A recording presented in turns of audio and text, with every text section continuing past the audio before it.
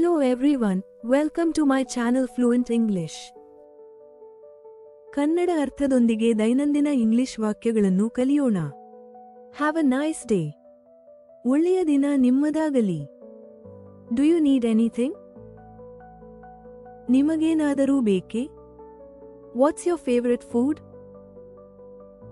ನಿಮ್ಮ ನೆಚ್ಚಿನ ಆಹಾರ ಯಾವುದು? Can I call you? ನಾನು ನಿಮಗೆ ಕರೆ ಮಾಡಬಹುದೇ? I'll be there soon. ನಾನು ಶೀಘ್ರದಲ್ಲೇ ಅಲ್ಲಿಗೆ ಬರುತ್ತೇನೆ. It's raining.